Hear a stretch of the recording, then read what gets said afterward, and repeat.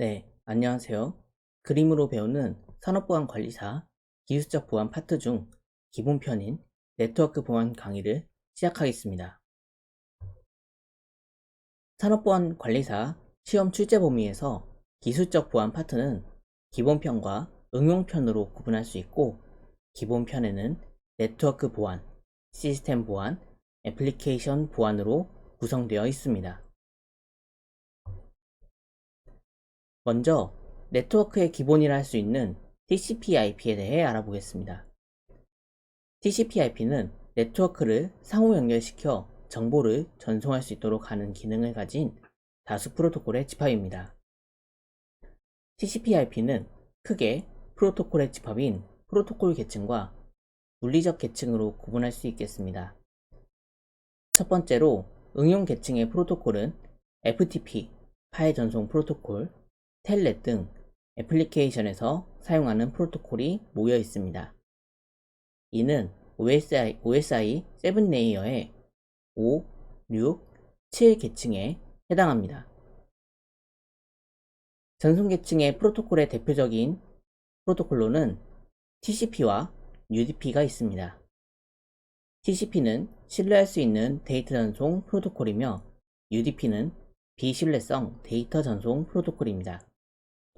이는 OSI 7레이어의 4계층에 해당합니다. 인터넷 계층의 프로토콜은 IP, ICMP, ARP 등의 프로토콜이 있습니다. 이는 OSI 7레이어의 3계층에 해당합니다. 네트워크 인터페이스 계층은 물리적인 통신 장비의 식별을 위해 맥 주소를 사용하는 계층입니다.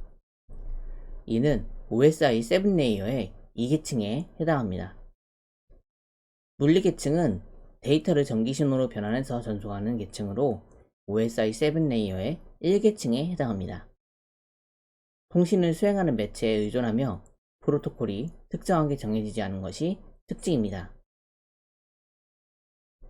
TCP/IP는 5계층으로 구분이 되어 있으며 간혹 응용, 전송, 인터넷, 네트워크 액세스에 4계층으로 구분하는 경우도 있습니다. TCP/IP와 대비적으로 OSI 7레이어는 모든 이기종 네트워크의 통신에서 생기는 여러가지 충돌하는 문제를 완화하기 위해 국제표준기구 ISO에서 표준화된 네트워크 구조를 제시한 네트워크의 기본 모델입니다. 이러한 OSI 7레이어는 말 그대로 7개의 계층으로 구분이 되어 있는데요. 7개의 계층은 각각 위에서부터 아래대로 어플리케이션, 프레젠테이션, 세션, 트랜스포트, 네트워크, 데이터 링크, 피지컬 계층으로 구분이 됩니다. 어플리케이션 계층은 FTP 등의 응용 프로그램에서 사용하는 프로토콜을 사용하는 계층입니다. 프레젠테이션 계층은 데이터의 암호화, 파일 확장자의 표현 등에 사용되는 계층입니다. 세션 계층은 응용 프로그램의 연결, 프로세스 또는 포트 번호 등에 사용되는 계층입니다. 트랜스포트 계층은 데이터 전송을 보장하고 흐름 제어를 수행하며 TCP 또는 UDP 프로토콜을 사용하여 세그먼트라는 데이터 단위를 전송하는 계층입니다. 네트워크 계층은 통신 경로를 설정하고 중계 기능 담당 등의 역할을 수행하는 계층입니다. 대표적인 프로토콜은 IP, 인터넷 프로토콜이 있습니다. 데이터 링크 계층은 오류 제어, 매체 제어, 에러 검출 및 정정, 데이터를 전송하는 단위인 프레임의 형식 정의, 그리고 생성 등을 수행하는 계층입니다. 마지막으로 피지컬 계층은 물리적인 연결 설정과 해제, 전송 신호의 변조, 부호화 방식 등을 결정하는 계층입니다. 통신자의 통신 순서는 계층의 최상위인 어플리케이션 계층부터 시작해서 아래의 계층으로 전달이 되며, 아래 계층에 전달되면서는 원본 데이터에 부가적인 데이터가 붙습니다. 이를 캡슐화라고 합니다. 수신자 측에서는 송신자에서 전송된 데이터를 한 겹씩 벗기면서 하위 계층에서 상위 계층으로 전달을 하는데 이를 역캡슐화라고 합니다. 각 계층에서 데이터 단위로는 전송 계층은 세그먼트, 네트워크 계층은 패킷, 데이터 링크 계층은 프레임, 피지컬 계층은 비트로 부릅니다. OSI 7레이어의 각 계층에서 대표적으로 사용되는 요소들을 매칭시키면 다음과 같습니다.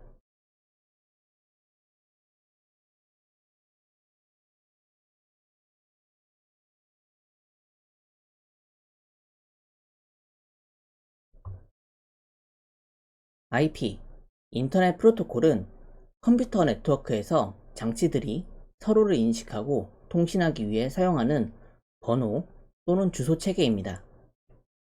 IP 버전 4를 기준으로 IP 주소는 32비트의 이진수를 8비트씩 4개로 분리하고 각 부분을 전무로 구분하여 10진수로 표시하는 체계를 가지고 있습니다. IP 주소의 클래스는 초기 비트에 따라 정해지며 이 클래스에 따라 사용 가능한 주소 영역이 결정됩니다. 이렇듯 IP 주소는 숫자로 구성된 주소 체계이기 때문에 시스템 주소를 IP 주소로만 사용한다면 사람이 기억하기가 쉽지 않고 접근하기도 어렵습니다. 따라서 사람이 쉽게 시스템에 접근하기 위해 DNS, 도메인 네임 시스템이라고 불리는 기술을 사용해서 사람이 쉽게 기억하지 못하는 숫자로 된 IP 주소를 쉽게 이해할 수 있는 문자 주소로 변환하여 시스템에 접근할 수 있습니다. 하지만 요즘 사물인터넷, IoT 등의 기술의 발달로 인해서 사용 가능한 IP 주소가 빠르게 고갈되고 있으며 IP 주소 할당량의 한계치에 달하게 되어 IP 버전 6가 등장하게 되었습니다. 이런 IP에 대한 공격 기법은 이후 IP 스푸핑에서 다시 한번 다룰 예정입니다. ARP는 어드레스 레졸루션 프로토콜의 약자로 번역하자면 주소 결정 프로토콜입니다. ARP는 논리적인 숫자형 주소 체계인 IP 주소를 48비트의 물리적 네트워크 주소와 연계시키는 프로토콜입니다. ARP의 작동 메커니즘은 크게 리퀘스트, 요청과 리플라이, 응답으로 구분할 수 있습니다. 리퀘스트는 네트워크에서 특정 대상의 물리 주소를 찾기 위해 브로드캐스트 방식으로 네트워크 전체를 대상으로 요청합니다. 그 이유는 어떤 호스트가 리플라이를 하는지 대상인지 식별할 수가 없기 때문입니다. 반대로 리플라이는 ARP 리퀘스트를 요청한 대상과 응답을 하기 때문에 유니캐스트 1대1 방식으로 통신을 하게 됩니다. ARP에 대한 공격 기법은 이후 ARP 스푸핑에서 다시 한번 다루어질 예정입니다. RARP, 리버스 ARP는 48비트의 맥 주소, 물리적인 주소로부터 논리적인 주소인 IP 주소를 획득하기 위해 사용하는 프로토콜입니다. 리버스 ARP를 통해서 IP 주소가 할당되지 않은 컴퓨터가 IP 주소를 할당받는 과정을 설명드리겠습니다. 먼저 IP 주소가 할당이 되지 않은 컴퓨터가 있습니다. 이 컴퓨터는 네트워크 근처에 존재하는 리버스 ARP 서버에 IP 주소를 할당받고자 맥 주소를 전달하면서 IP 주소 할당을 요청합니다. 그런 다음 서버는 리퀘스트를 받은 내용을 확인하고 할당 가능한 IP 주소를 검색합니다. 이후 서버 내 테이블 정보에 맥 주소와 IP 주소를 매핑시킨 다음 컴퓨터에게 할당된 IP 주소를 전달합니다. 그 결과 IP 주소를 할당받지 못한 컴퓨터는 IP 주소를 할당을 받을 수 있게 됩니다. 이러한 리버스 ARP가 활용되는 곳은 대표적으로 DHCP, 동적 호스트 구성 프로토콜이 있습니다. ICMP는 인터넷 컨트롤 메시지 프로토콜의 약자로 네트워크 계층에서 오류 또는 제어 메시지를 전달하기 위한 프로토콜입니다. 이러한 ICMP가 자주 쓰이는 곳은 핑 명령어인데요. 핑 명령어 호출을 통해 ICMP 메시지가 어떻게 전송되는지 보겠습니다. 먼저 ICMP 메시지가 정상적으로 수신될 경우입니다. 컴퓨터는 핑 명령어를 통해 대상 서버에 ICMP 리퀘스트 패킷을 전송합니다. 서버에서 ICMP를 차단하지 않은 경우에는 이러한 ICMP 패킷에 대한 리플라이를 함으로써 컴퓨터에서는 핑 명령어의 결과를 출력합니다. 다음은 ICMP 메시지가 차단이 될 경우입니다. 컴퓨터는 핑 명령어를 통해 대상 서버에게 ICMP 리퀘스트 패킷을 전송합니다. 하지만 서버 앞단에서 ICMP 패킷을 블록 또는 드랍을 하는 설정이 되어 있다면 일정 시간이 지난 후에 서버는 컴퓨터에게 ICMP unreachable에 해당하는 상태값을 전송합니다. 이러한 ICMP unreachable에 해당하는 표현은 운영체제마다 다르지만 윈도우에서는 요청 시간이 만료되었습니다로 출력이 됩니다. 다음은 TCP입니다. TCP는 트랜스미션 컨트롤 프로토콜의 약자로 단말기간 3웨이 핸드쉐이크를 통해서 신뢰성 있는 정보를 전송하는 전송계층 프로토콜입니다. 컴퓨터와 서버가 연결을 수행할 때는 TCP 헤더 플래그 중 씬과 에크를 사용해서 신뢰성 있는 연결을 수립합니다. 컴퓨터와 서버 간 TCP 연결 수립 과정을 보면은 먼저 컴퓨터가 서버에 접속할 때 씬과 시퀀스 번호 X를 전송합니다.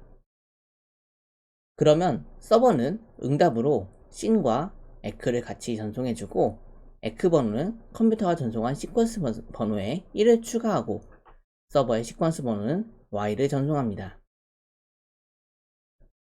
그러면 서버의 응답을 받은 컴퓨터는 서버에게 패킷을 받았다는 확인으로 에크를 전송하고 에크 번호는 서버의 시퀀스 번호에 1을 추가한 것과 시퀀스 번호는 서버에서 받은 에크, X에 1을 추가한 숫자를 그대로 전송합니다. 이렇게 3단계에 걸쳐서 연결이 수립된 이후부터는 컴퓨터와 서버 간 신뢰성이 있는 데이터를 전송할 수 있게 됩니다. 참고로 컴퓨터 서버가 TCP 연결을 해제할 때는 4웨이 핸드쉐이크 과정을 통해서 연결을 끊게 됩니다. 다음으로 UDP는 유저 데이터그램 프로토콜의 약자로 인터넷에서 정보를 수신할 때 클라이언트와 서버가 서로 주고받는 형식이 아닌 한쪽에서 일방적으로 보내는 비신뢰성 통신 프로토콜입니다. TCP의 연결과는 다르게 씬, 에크가 없이 일방적으로 데이터를 전송하는 것이 주요 특징입니다. 다른 특징으로는 비연결성, 연결을 유지할 필요가 없고 비순서성, 데이터 전송 시 순서를 지킬 필요가 없으며 데이터 중복, 손실 가능, 데이터를 중복해서 수신받거나 도중에 유실이 되어도 상관이 없으며 오류 정정 또는 재송신이 없음, 받은 데이터가 오류가 있어서 고치거나 다시 보내달라고 요청을 하지 않는 특징들이 있습니다. 다음은 네트워크 호스트를 분할하는 서브넷 마스크입니다. 서브넷 마스크는 호스트 네트워크에서 서브 네트워크를 생성하기 위해 비트 연산 중에 A 연산으로 분할하는 기법입니다. 이런 비트가 0인 경우에는 서브 네트워크 범위에 IP 주소를 노출하고 1인 경우에는 가려서 서브 네트워크 범위를 즉 IP 주소를 노출하지 않습니다. 예시로 192.168.63.0/24의 서브넷 마스크를 통한 네트워크 범위를 계산하는 것을 보시겠습니다. 먼저 192.168.63.0/24가 어떤 의미로 작성이 되었는지 확인을 해야 합니다. IP 주소 옆에 슬래시하고 24로 표시된 표기법은 CIDR, 클래스리스 인터도메인 라우팅이라고 하는 방식입니다. 이 숫자 24를 서브넷 마스크로 변경해주면은 255점, 255점, 255.0이 됩니다. 이렇게 서브넷 마스크를 구했으니 호스트 IP 주소와 서브넷 마스크 주소를 각각 나열을 해줍니다. 서브넷 마스크의 비트가 0인 경우에는 노출하고 1인 경우에는 마스킹을 한다고 했으므로 먼저 호스트 IP 주소의 가장 맨 앞자리인 192와 서브넷 마스크의 맨 앞자리인 255를 연산하면 네트워크 범위는 192로 고정이 됩니다. 각 자리의 호스트 IP 주소와 서브넷을 마스킹에 각각 수행하면 168, 63이 됩니다. 가장 마지막 자리에 서브넷 마스크는 0이므로 호스트 IP의 주소를 노출합니다. 이때 가장 마지막 자리에 호스트 IP의 주소가 0이고 서브넷 마스크가 0이므로 노출되는 네트워크의 범위는 0부터 255까지입니다. 따라서 노출되는 서브 네트워크의 범위는 192점, 168점, 63.0부터 192점, 168점, 63점, 255입니다. 하지만 192점, 168점, 63.0은 네트워크를 나타내는 주소이고 가장 마지막 주소인 192점, 168점, 63점, 255는 브로드캐스트를 위한 주소이므로 이 두 개의 주소를 사용을 할 수가 없습니다. 따라서 실제 사용 가능한 서브 네트워크의 범위는 192점, 168점, 63.1부터 192점, 168점, 63점, 254까지로 총 254개의 주소를 서브넷 마스크를 통해 할당될 수 있는 서브 네트워크의 범위가 되겠습니다.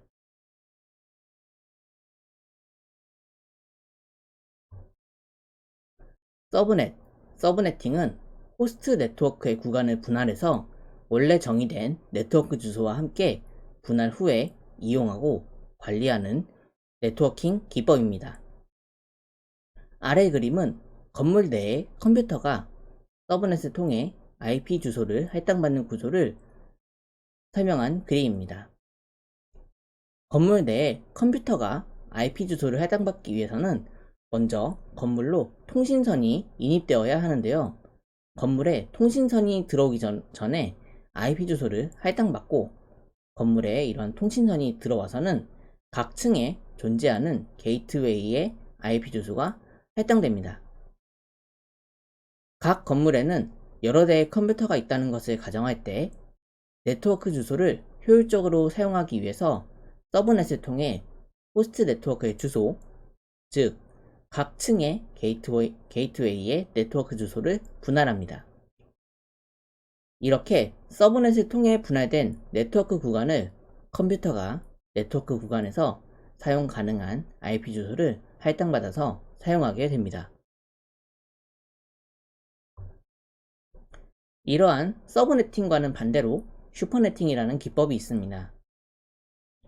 슈퍼네팅은 네트워크 정보를 요약해서 라우팅 테이블의 크기를 줄이고 라우터의 개수를 줄이는 네트워크 기법입니다. 라우팅 테이블의 크기를 줄이고 라우터의 개수를 줄이는 이유로는 먼저 라우팅 테이블에는 네트워크 목적지의 정보가 저장이 되기 때문에 이러한 라우팅 테이블의 크기가 커지면 커질수록 라우팅을 계산하는 자원이 증가되어 네트워크의 속도가 전반적으로 감소하게 됩니다. 라우팅 계산에 자원이 많이 소모가 된다면 효율적인 라우팅을 하기가 어려워집니다. 다음으로 라우터의 개수를 줄이는 이유는 네트워크를 통한 데이터 전송 시 거치는 라우터가 많아지면 많아질수록 데이터 전송 효율이 감소하게 됩니다. 따라서 라우터의 수를 줄이게 된다면 데이터를 전송하는 효율이 증가하게 됩니다. 해당 그림은 할당받은 IP 주소 범위를 합쳐서 슈퍼네팅이 된 서브넷 마스크를 만드는 과정입니다. 먼저 IP의 할당 시작 주소 그리고 할당 종료 주소를 확인해야 합니다. 그 다음 IP 할당 시작 주소의 숫자를 이진수로 변환하여 비트를 할당합니다. 할당받은 IP 주소의 첫 번째를 표현하면은 000-000-01이 됩니다. 그리고 할당 종료 주소의 숫자를 이진수로 변환하여 비트를 할당합니다. 이를 비트로 표현하면은 000-001-01이 됩니다. 이때 할당 시작 주소의 비트와 할당 종료 주소의 비트가 같은 것은 1로 표시합니다. 할당 시작 주소와 종료 주소가 다른 비트는 해당 비트를 표시하는 시점부터 나머지 전체를 0으로 표시합니다. 그래서 할당 시작 시 비트가 같은 앞에서 0 5개는 1로 표시해주고 6번째 비트가 다른 시점부터 끝까지 0으로 표시합니다. 이를 표현하면은 1111-1000이 됩니다. 이러한 이진수를 10진수로 변환하면은 248이 되며 최종 서브넷 마스크는 255점, 255점, 248.0이 됩니다. 다음은 네트워크 장비입니다. 네트워크 장비 중에 리피터는 아날로그 신호를 단순히 증폭하거나 패킷을 복제 또는 재생하여 전달하는 장치입니다. 앞서 설명드린 OSI 7 레이어에서 가장 하부 계층인 물리 계층에서 데이터가 전송이 될 때는 물리적으로 연결된 케이블을 통해 데이터를 신호로 변환해서 전송이 됩니다. 이때 전송되는 신호는 대표적으로 아날로그 신호가 있는데요. 이런 신호는 장거리로 전송이 될 때 감소 현상, 즉 신호가 약해지는 현상이 발생하게 됩니다. 이렇게 전송하면서 약해지는 신호를 다시 원래 수준의 신호로 되돌리기 위해서는 일련의 증폭 과정을 거치게 됩니다. 이렇게 리피터가 약해진 신호를 증폭을 하는 과정에서 잡음, 노이즈가 같이 증폭이 될 수 있습니다. 따라서 수신 측에서는 이러한 노이즈를 효과적으로 필터링 할 수 있어야 합니다. 허브는 여러 대의 컴퓨터와 네트워크 장비들을 연결하는 장치입니다. 허브는 외부 인터넷으로부터 데이터가 들어오면 포트 1번부터 차례대로 신호를 전달하여 모든 포트에 데이터를 전달합니다. 이렇듯 허브라고 하면 입력받은 데이터를 단순히 나머지 모든 포트에 순차적으로 전달하는 것을 생각을 할 수 있습니다. 이를 더미허브라고 합니다. 더미허브는 입력받은 프레임들을 단순하게 연결된 모든 포트로 전달합니다. 이를 일상생활에서 조금만 더 가깝게 비유를 해보자면 절전 스위치가 없는 전기 멀티탭을 생각해 볼 수 있겠습니다. 그 외에는 허브와 허브 사이를 연결하여 용량을 확장하는 스택커블 허브, 패스트 이더넷 포트를 이용하는 패스트 이더넷, 토큰을 가진 PC만 데이터를 전송할 수 있는 토큰링 허브가 있습니다.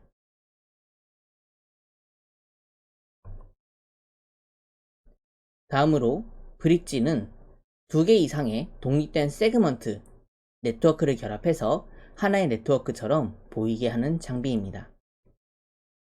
브릿지에는 크게 두 가지 방식이 있습니다. 첫 번째는 스토어 앤드 포워딩 방식으로 네트워크를 통과하는 전체 프레임의 정보를 읽은 후에 오류가 없는 프레임만 저장하고 오류는 삭제하는 방식입니다. 두 번째는 컷스로 방식으로 맥 헤더의 목적지의 주소를 확인한 후에 즉시 전달하는 방식입니다. 그리고 방식의 차이로는 로컬 방식은 랜 세그먼트와 직접 연결하는 방식입니다. 리모트 방식은 랜과 WAN, 와이드 에리어 네트워크를 전화선으로 연결하는 방식입니다. 아래의 그림은 브릿지가 학습을 하고 데이터를 해서 경로를 결정하고 패킷을 전송하는 과정인데요. 먼저 블로킹 과정에서는 브릿지 포트가 관리자의 설정에 의해 시작, 이네이블이 되면은 초기 디세이블 상태에서 블로킹 상태로 전환이 됩니다. 다음으로는 리스닝 상태인데요. 포트가 configuration BPDU, 브릿지 프로토콜 데이터 유닛을 수신해서 브릿지 동작에 참여하기로 결정이 될 시에는 리스닝 상태로 전환이 됩니다. 다음으로 학습, 러닝 단계인데요. 브릿지에 실제 정보의 패킷이 수신이 되면은 브릿지는 먼저 송신지의 주소를 추출해서 이 주소가 자신이 보관하고 있는 필터링 데이터베이스에 등록이 되어 있는지를 검사합니다. 만약 송신지 주소가 필터링 데이터베이스에 등록이 되어 있지 않다면 브릿지는 새로운 송신지 주소를 테이블에 신규로 등록하고 이후 필터링 데이터베이스에 등록된 주소에 의해 네트워크 상에 존재하고 있는 장치를 인식하게 됩니다. 이 과정을 네트워크 상의 주소를 학습한다고 합니다.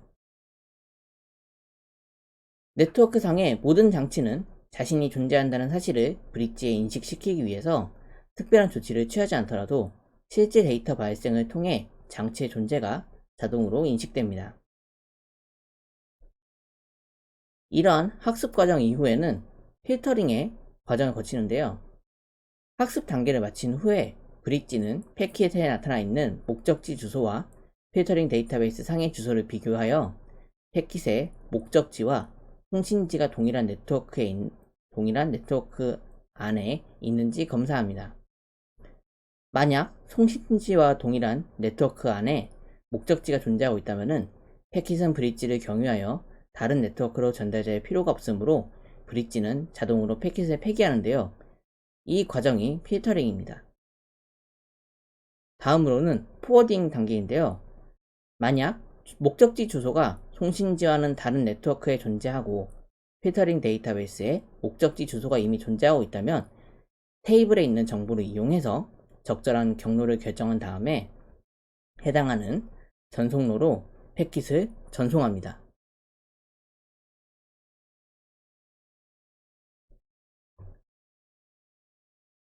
다음으로 스위치는 단말기에 맥 주소 테이블을 가지고 목적지에 맥 주소를 가진 장비가 연결된 포트로만 프레임을 전송하는 장치입니다.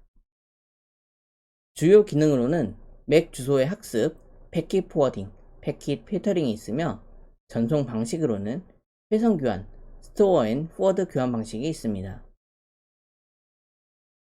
컷스루 방식은 이더넷 프레임의 목적지 필드 48비트의 정보만 보고 전송을 처리하는 방식입니다.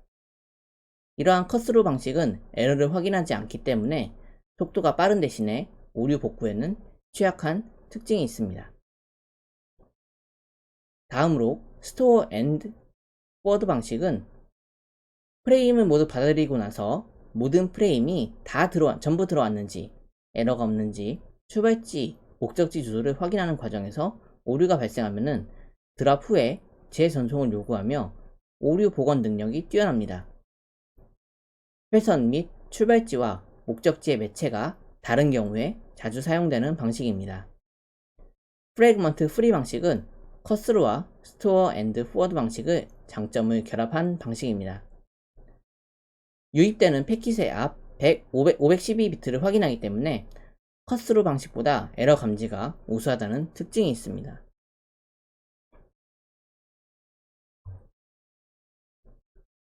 다음으로 라우터는 패킷의 위치를 추출하여 최적의 경로를 지정하고 패킷의 다음 장치로 전달하는 장비입니다.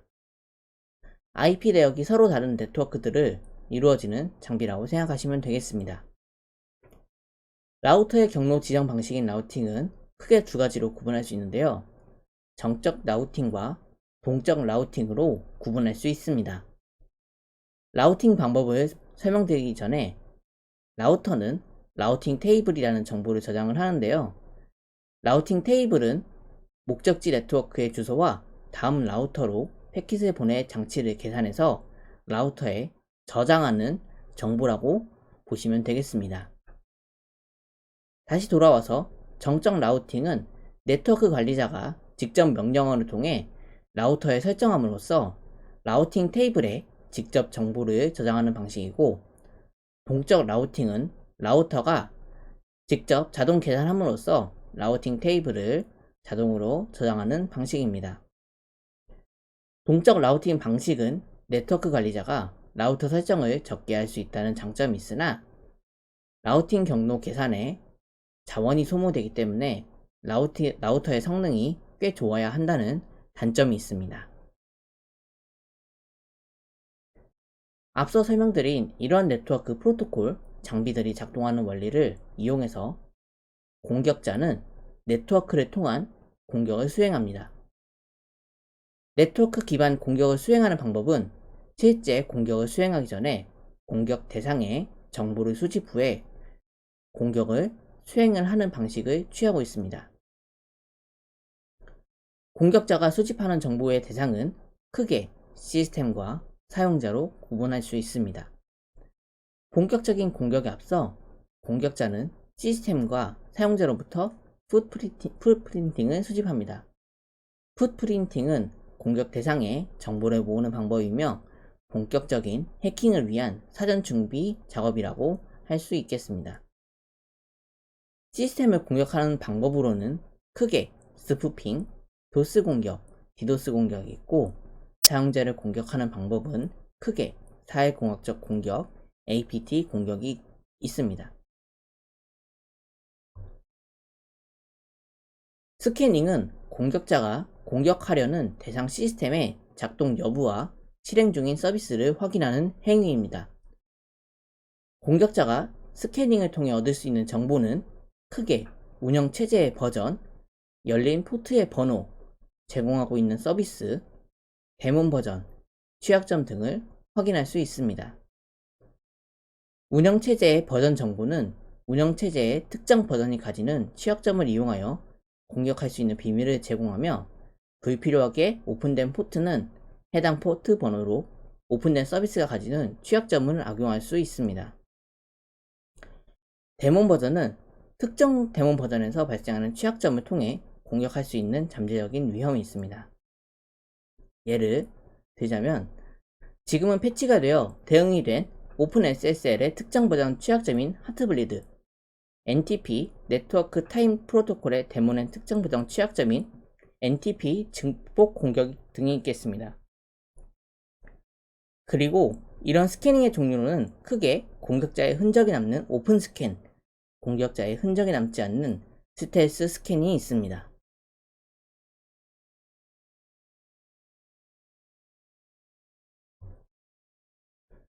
스캐닝의 방법으로는 크게 오픈 스캔, 스텔스 스캔이 있다고 말씀을 드렸습니다. 그중 TCP 오픈 스캔에 대해서 설명을 드리겠습니다. TCP 오픈 스캔은 먼저 TCP 신 플래그를 보내서 공격 대상이 포트가 열려있는지 닫혀있는지 확인합니다. 만약 포트가 열려있을 시 공격 대상은 신과 에크 플래그가 설정된 패킷을 응답하게 됩니다. 이후 공격자는 에크 플래그를 보내 공격 대상과 연결을 체결합니다. 하지만 포트가 닫혀있다면 공격 대상은 리셋과 에크 플래그가 설정된 패킷을 응답하게 됩니다. TCP 오픈 스캔은 시스템에 연결한 흔적이 로그 형태로 남는 스캔 방식이며, 보안 담당자는 이러한 로그 정보를 기반으로 해서 공격자를 추적할 수 있는 정보를 수집할 수 있습니다. 다음은 TCP 하프 오픈 스캔입니다. TCP 하프 오픈 스캔은 먼저 TCP 신 플래그를 보내서 공격 대상이 포트가 열려있는지 닫혀있는지 확인합니다. 만약 포트가 열려있을 시 공격 대상은 신과 에크 플래그가 설정된 패킷을 응답하게 됩니다. 이후 공격자는 리셋 플래그를 보내서 공격 대상과 연결을 해제합니다. 하지만 포트가 닫혀있다면 공격 대상은 리셋과 에크 플래그가 설정된 패킷을 응답하게 됩니다. TCP 오픈 스캔과의 차이점은 공격 대상의 포트 오픈 시에 공격자가 공격 대상으로부터 신과 에크 플래그가 설정된 패킷을 수신하게 되면 공격자는 리셋 플래그를 설정한 패킷을 보내서 연결을 해제한다는 차이점이 있습니다. 다음으로는 엑스마스, 크리스마스, 널, 핀스캔 방식입니다. TCP 플래그를 어떻게 설정하느냐에 따라서 이러한 스캐닝 방법이 달라지게 됩니다. TCP 엑스마스, 크리스마스 스캔 방식은 TCP의 6가지 플래그 중에서 SYN, ECK, 리셋 플래그를 제외한 FIN, 푸시, 어전트 플래그를 설정해서 공격 대상을 스캔하는 방식입니다. 널 스캔 방식은 TCP의 6가지 플래그를 아무것도 설정하지 않고 공격 대상을 스캔하는 방식입니다. FIN 스캔 방식은 TCP에 FIN 플래그만 설정해서 공격 대상을 스캔하는 방식입니다. 이 3가지 방식 모두 공격 대상이 포트가 오픈이 되어 있을 경우 응답을 하지 않습니다. 하지만 공격 대상에 포트가 닫혀 있을 경우 공격 대상은 리셋 패킷을 공격자한테 응답하게 됩니다.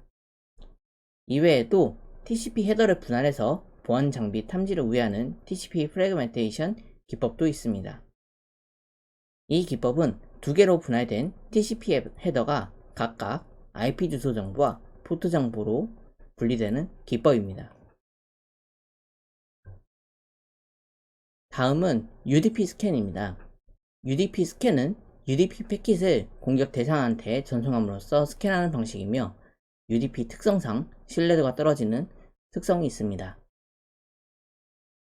공격자가 공격 대상에게 UDP 패킷을 전송할 때 공격 대상의 포트가 오픈이 되어 있을 경우 공격 대상은 응답을 하지 않으며 공격 대상의 포트가 닫혀 있을 경우 공격 대상은 공격자한테 ICMP Unreachable 메시지를 전송합니다. 공격 로그를 분석할 때 ICMP Unreachable 메시지로만 놓고 봤을 때 UDP 스캔인지 파악하기가 어려우므로 네트워크 전체 흐름을 보고 어떤 상황에서 ICMP Unreachable 메시지가 출력이 되는지 확인이 필요합니다. 이러한 공격자의 스캐닝에 대응하는 방법으로는 주로 미사용 서비스 또는 시스템 운영에 불필요한 서비스를 종료해서 관련 포트를 닫는 방법입니다. 리눅스 계열의 운영체제를 설치하면 기본적으로 설치되어 활성화되는 서비스들이 있는데요. 이러한 활성화된 서비스를 이용하지 않는다면 반드시 비활성화해 주어야 해야 포트 스캐닝을 방지할 수 있습니다. 예를 들면 SMP, TFTP, 텔넷 같은 서비스가 있겠습니다. 특히 텔넷 같은 경우에는 원격에 연결해서 전송이 되는 데이터들이 평문으로 전송이 되기 때문에 공격자가 데이터를 볼 수 있는 위험이 존재하므로 이러한 서비스는 반드시 비활성화 해주어야 합니다. 스니핑은 네트워크에서 전송되는 패킷을 훔쳐보고 공격에 필요한 정보를 수집하는 기법입니다. 허브, 로컬 네트워크 환경에서 네트워크 전체로 데이터를 전송하는 브로드캐스팅 방식으로 패킷을 전송하게 될 경우에는 대부분 컴퓨터에서는 자기가 받아야 하는 패킷이 아니라면 자체적으로 폐기를 수행합니다. 하지만 공격자의 컴퓨터에서 무차별 모드, 프로미스큐어스 모드로 패킷을 수집한다면 네트워크에서 전송되고 있는 패킷의 도청이 가능합니다. 스니핑을 수행하는 공격자는 시스템을 직접 공격하는 행위를 하지 않고 공격에 필요한 패킷을 수집, 도청하기 때문에 수동적인 공격에 해당이 되며 이는 탐지하기가 어렵다는 특징이 있습니다. 그럼 목적지를 지정해서 패킷을 전송하는 환경에서는 어떻게 스니핑을 수행을 할까요? 목적지를 지정해서 패킷을 전송하는 환경에서 공격자는 다른 컴퓨터에 패킷을 수집하려면 그림처럼 라우터 등을 속이거나 타칭해서 해당 컴퓨터가 공격자를 라우터로 착각하게 해서 패킷을 보내게 유도한 다음에 이러한 패킷의 흐름 사이에서 스니핑을 하는 방법이 있습니다. 아래의 그림처럼 설명을 드리자면은 공격자는 먼저 라우터를 통해 라우터의 맥 주소를 탐색하고 획득합니다. 그 다음으로 패킷을 수집하려는 대상에게 공격자의 맥 주소를 라우터의 맥 주소인 것처럼 지속적으로 빠르게 전송합니다. 이런 경우에는 공격 대상의 컴퓨터는 해당 맥 주소가 라우터의 맥 주소인 줄 알게 되고 패킷을 전송하게 됩니다. 이러한 절차를 통해 공격 대상의 패킷이 공격자를 통해 라우터로 전송되기 때문에 공격자는 공격 대상의 패킷을 확인할 수 있습니다. 대응 방법으로는 해당 네트워크에서 맥 주소가 중복되는지 ARP 명령어를 통해 확인하는 것이 첫 번째이고, 두 번째로는 ARP 테이블의 내용을 정적으로 구성하는 방법입니다. 다음은 ICMP 리다이렉트입니다. ICMP 리다이렉트는 네트워크 내에서 공격 대상에게 ICMP 리다이렉트 패킷을 전달해서 공격 대상의 패킷 라우팅 경로를 변조하는 기법입니다. 공격자는 공격 대상에게 ICMP 리다이렉트 패킷을 전송하여 공격 대상으로 하여금 라우터로 오인하게 만들어 패킷을 전송하게 합니다. 이후 공격자는 공격 대상의 패킷을 릴레이하여 라우터로 전송함으로써 이 과정에서 공격 대상의 패킷을 스니핑할 수 있습니다. 이러한 ICMP 리다이렉트의 대응 방법으로는 리눅스에서 accept redirect를 설정값을 허용 안함으로 설정하는 방법이 있겠습니다. 대부분 OS 운영체제에서는 이러한 보안상의 문제점을 대응하기 위해서 ICMP 리다이렉트 옵션이 기본적으로 해제되어 있습니다. 다음은 스위칭 제밍입니다. 다른 표현으로는 맥 플러딩이라고 합니다. 스위치 제밍은 지속적으로 스위치한테 맥 주소를 보내서 스위치의 저장 용량을 초과시켜서 더미허브처럼 작동하게 하는 기법입니다. 스위치의 맥 주소를 저장하고 있는 메모리를 오버플로우를 시킨다면 스위치는 패킷을 전달하기 위한 경로를 알 수 없게 되어 스위치와 연결된 모든 노드, 단말기에 패킷을 브로드캐스팅하게 됩니다. 이러한 전송 방식은 더미 허브와 동일하게 작동하게 되며 이때 공격자는 공격 대상의 패킷을 무차별 모드로 스니핑할 수 있습니다. 스위치 제밍의 대응 방법으로는 포트를 학습하는 맥 주소의 개수 제한과 바이올레이션 모드 설정이 있습니다. 바이올레이션 모드 설정에서는 크게 프로텍트, 리스트릭트, 셧다운 세 가지 방법이 있습니다. 먼저 프로텍트 방식은 맥 주소가 등록이 되어 있지 않은 비인가 PC와 연결하면 드롭을 하는 방식입니다. 이는 위반 사항이 발생해도 알 수가 없습니다. 리스트릭트는 이런 위반했을 때 로그를 생성하는 방식입니다. 셧다운은 위반하게 되면 포트를 아예 차단하는 방식입니다. 이러한 기법들을 통해서 공격자는 사용자의 정보를 탈취하고 응용을 하게 됩니다. 이러한 스니핑을 통해서 사용자의 정보를 실제로 탈취하는 응용 방법은 세션 하이제킹을 예로 들 수 있겠습니다. 일반적인 세션 하이제킹이 이루어지는 절차는 공격 대상의 컴퓨터가 서버와 정상적인 통신을 수행하고 있을 때 공격자는 이 둘의 사이에서 연결 정보인 세션을 탈취합니다. 이후 공격자는 탈취한 세션을 이용해서 정상 사용자인 것처럼 위장을 해서 서버와 통신을 수행합니다. 이후 공격자는 공격 대상의 연결 정보를 통해서 서버와 통신함으로써 인증을 위한 모든 검증을 우회합니다. TCP 세션 하이제킹 같은 경우에는 TCP를 이용해서 통신하고 있을 때 공격자가 리셋 패킷을 보내서 일시적으로 TCP 연결을 해제시키고 시퀀스 넘버를 새로 생성해서 세션을 빼앗고 인증을 회피 또는 우회합니다. 이러한 세션 하이제킹에 대한 대응 방법으로는 보안 프로토콜을 적용하여 클라이언트와 서버가 통신하는 메시지가 탈취되어도 공격자가 내용을 알아볼 수 없게 하는 방법이 있으며 맥 주소 고정을 통해 갈취한 세션을 통해 인증을 우회했어도 맥 주소를 한 번 더 확인함으로써 우회한 사항을 확인하는 방법이 있으며 정상적인 클라이언트에서 통신한 트래픽이 아닌 경우를 주기적으로 감시해서 공격자가 서버에 침투했는지 모니터링하는 방법이 있습니다. 세션 하이제킹은 통신 시에 값을 탈취하는 것이었다면, 스푸핑은 공격자가 네트워크, 웹사이트 등에서 데이터의 위조 또는 변조를 통해 정상 시스템인 것처럼 위장해서 사용자를 속이는 기법입니다. 일반적으로 스푸핑이 세션 하이제킹과 다른 차이점은 탈취하는 정보를 가지고 공격자가 자신의 정보를 위조 또는 변조하여 시스템의 인증을 수행합니다. 이러한 정보를 통해 시스템에 접근이 가능해지며 추가적인 공격을 수행할 수 있는 공격의 기반이 됩니다.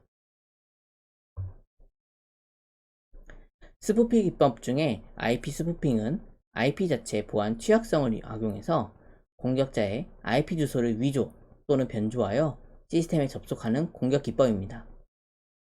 한 시스템과 신뢰 관계에 있는 컴퓨터가 시스템과 정상적인 통신을 수행하고 있는 가운데 공격자는 컴퓨터의 IP 주소를 획득합니다. 이렇게 획득한 IP 주소를 통해서 공격자는 IP 패킷의 정보를 변조하게 되는데요. 공격자가 시스템한테 IP 패킷을 보내는데 시작 주소를 컴퓨터의 IP 주소로 변조하여 시스템에 전송하면 시스템과 컴퓨터는 신뢰관계에 있기 때문에 시스템은 공격자가 통신한 패킷을 컴퓨터에서 보낸 것으로 오인하여 공격자에게 시스템 권한 접근을 부여합니다. 이러한 IP 스푸핑을 방지할 수 있는 대응 방법으로는 컴퓨터와 시스템의 연결 정보인 세션을 공격자가 알아볼 수 없게 암호화를 하는 방법이 있고, 방화벽에서 인그레스, 이그레스 필터링을 해서 패킷을 차단하는 방법이 있으며, IP 인증뿐만 아니라 애플리케이션 레벨에서도 사용자 인증을 하는 방법이 있겠으며, 신뢰 관계를 통한 인증을 해제하는 방법도 고려해 볼 수 있겠습니다. 다음으로 맥 스푸핑은 NIC 네트워크 인터페이스 카드의 유일한 주소인 맥 주소를 위조 또는 변조해서 정상 사용자처럼 위장해서 시스템에 접속하는 공격 기법입니다. 먼저 컴퓨터와 시스템 간 정상적인 통신이 이루어지고 있는 가운데 공격자는 컴퓨터의 NIC로부터 맥 주소를 알아내어 이 맥 주소로 공격자의 NIC 상의 맥 주소를 변경합니다. 만약 시스템이 맥 주소를 기반으로 신뢰할 수 있는 환경이 되어 있다면 공격자는 이러한 맥 주소를 통한 인증을 우회해서 시스템에 접근할 수 있게 됩니다. 이 결과 공격자는 컴퓨터에 전송할 데이터를 수신하게 됩니다. 이러한 맥 스푸핑의 대응 방안으로는 맥 주소로만 인증 처리를 하지 않고 별도의 추가 인증을 통해서 인증 우회를 방지해야 합니다. ARP 스푸핑은 로컬 에어리어 네트워크상에서 ARP 메시지를 이용하여 상대방의 데이터를 중간에 가로채는 중간자 공격 기법입니다. 공격자는 먼저 ARP 리퀘스트 메시지를 네트워크 상에 브로드캐스트를 수행해서 각 컴퓨터에 위조된 맥 주소를 전송합니다. 컴퓨터는 위조된 맥 주소를 스위치에 경유할 주소로 등록하고 컴퓨터에서 보내는 정보는 스위치에서 게이트웨이로 바로 전송되지 않고 공격자의 컴퓨터를 경유해서 전송이 됩니다. 컴퓨터에서 전송되는 메시지가 공격자의 컴퓨터를 경유해서 전송이 되므로 공격자는 이때 전송되는 정보, 메시지를 가로챌 수가 있고 이러한 정보를 이용해서 공격자가 추가적으로 공격을 수행할 수 있게 됩니다. 대응 방법으로는 스위치 등의 장비의 ARP를 ARP로 관리하고 스위치의 맥 정보를 저장하는 테이블의 용량이 넘치지 않게 플러딩 관리를 하는 방법이 있습니다. 그리고 맥 주소가 변조되었다 하더라도 추가적인 인증 요소를 더하여 ARP 스푸핑 공격에 대응하는 방법이 있겠습니다. 다음은 도메인 주소를 속이는 DNS 스푸핑입니다. DNS 스푸핑은 공격 대상이 DNS 지리 시에 DNS 서버에서 응답을 받는 것보다 공격자가 먼저 DNS 질의에 대한 결과를 줌으로써 공격 대상이 잘못된 IP 주소로 접근을 유도하는 공격입니다. DNS는 대부분 UDP 프로토콜을 사용하게 되는데요. 이러한 UDP 프로토콜의 특성상 먼저 도착한 패킷을 신뢰하는 특성을 악용합니다. 먼저 공격자는 공격 대상에 ARP 스푸핑을 성공시킨 후에 지속적으로 모니터링을 수행합니다. 모니터링을 수행하고 있다가 공격 대상인 컴퓨터가 DNS 질의를 수행하는 것을 인지하고 있다가 대상 컴퓨터가 DNS 질의를 시작하게 되면 공격자는 정상인 DNS 서버에서 응답을 주는 것보다 빠르게 위조 IP 주소가 있는 DNS 응답을 함으로 대상 컴퓨터에게 전송합니다. 앞서 말씀드린 UDP 프로토콜의 특성 때문에 대상 컴퓨터는 먼저 도착한 패킷을 신뢰하여 아무런 검증 없이 위조 IP 사이트에 접속하게 됩니다. 대상 컴퓨터는 접속하는 IP 주소가 정상인 서버의 IP 주소인지 위조 서버의 IP 주소인지 모르며 이후 위조 서버에서 이루어지는 행동은 공격자가 데이터를 수집할 수 있는 기반이 됩니다. ARP 포이저닝은 같은 네트워크 내에 트래픽을 가로채기 위해서 잘못된 맥 주소를 보내 ARP 캐시 테이블을 오염시키는 기법입니다. 공격자는 ARP 캐시 테이블에 공격자의 맥 주소를 가득 채우기 위해서 스위치 장비한테 공격자 컴퓨터의 맥 주소를 지속적으로 반복해서 전송합니다. 그러면 스위치는 이러한 정보들을 계속해서 저장하게 되고 결국 공격자의 변조된 맥 주소 테이블이 남게 됩니다. 이는 ARP 스푸핑을 하기 위한 선행 단계이고 이렇게 변조된 맥 주소 테이블이 남게 되면 공격 대상인 컴퓨터가 스위치에 연결되어 데이터를 전송하게 되면 공격자를 경유해서 데이터가 전송되는 결과를 초래할 수 있습니다. 대응 방법으로는 정적 ARP 테이블 관리를 통해 허용되지 않은 맥 주소의 차단이 있으며 맥 주소가 계속 저장이 되어서 오버플로우를 일으키지 않도록 플러딩 관리가 필요하겠습니다.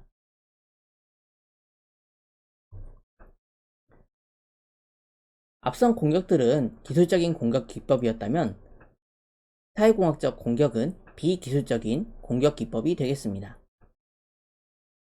사회공학적 공격은 해당 업무 담당자를 속여서 정상적으로 운영되고 있는 보안 절차를 깨트리기 위한 비기술적인 공격 기법입니다. 시스템을 직접적으로 해킹하기에는 기술적 보안이 요 근래에는 매우 잘 되어 있어서 난이도가 높을 때 이를 관리하고 운영하는 사람을 공략하면은 시스템을 해킹하기 수월하다는 심리적인 것을 이용합니다. 먼저 공격자는 시스템을 운영하는 담당자에게 상급자 또는 업무 관련자를 사칭하여 담당자가 속아서 정보를 전달하게끔 유도합니다. 공격자는 이렇게 전달받은 정보를 토대로 시스템에 접근을 시도하게 됩니다. 본래라면 시스템에 접근 권한이 없어 접근을 할 수가 없으나 담당자가 전송한 정보가 관리자 등급의 계정이라면 공격자는 시스템에 접근해서 개인정보 유출 등의 다양한 추가적인 공격을 수행할 수 있습니다. 사회공학적 공격은 모의 해킹을 수행할 때 이메일 등으로 사칭해서 공격하는 주요 공격 기법 중에 하나입니다.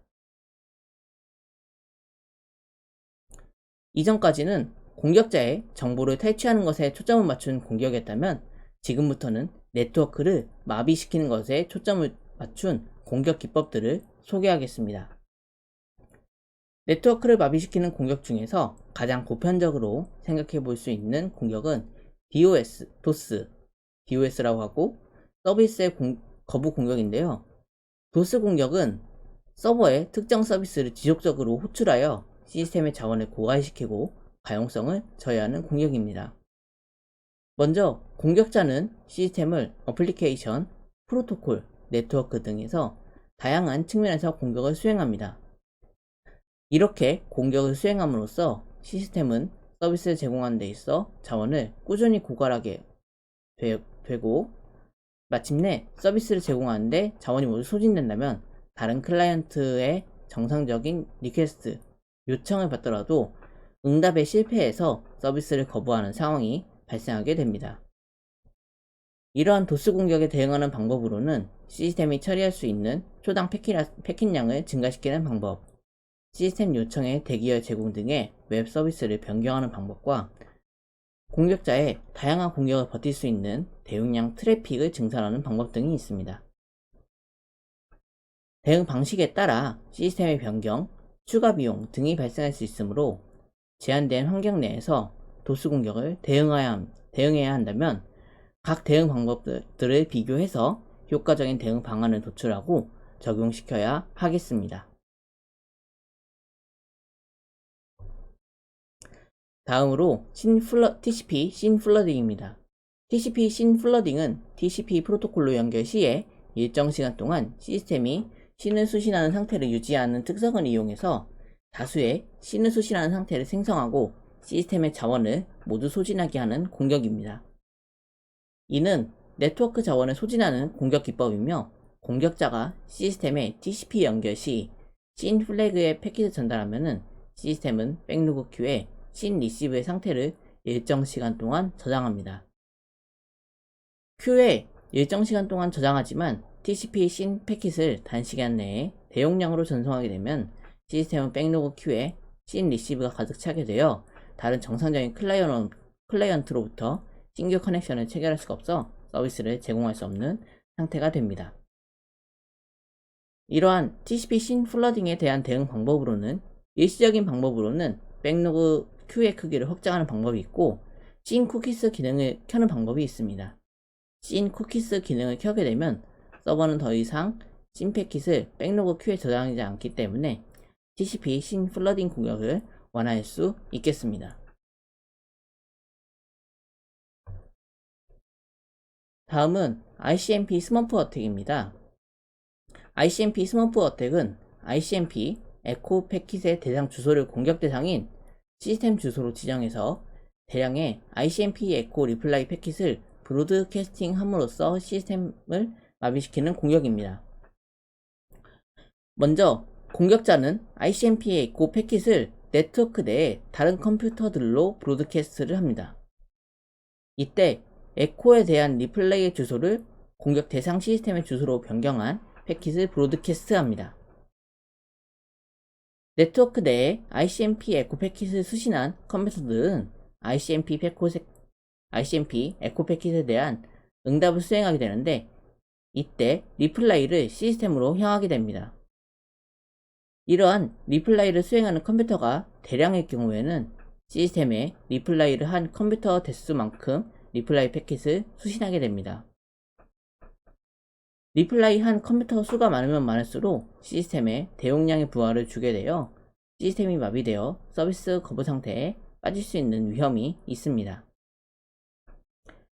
이러한 ICMP 스머프 공격을 방지하기 위해서는 유니캐스트 IP 패킷이 특정 서브넷에 도착했을 때 링크, 레이어 브로드캐스트로 전환되는 것을 허용하는 다이렉트 브로드캐스트를 차단하고 방화벽에 인그레스, 이그레스 필터를 구성하는 등의 방법을 통해 방지할 수 있겠습니다.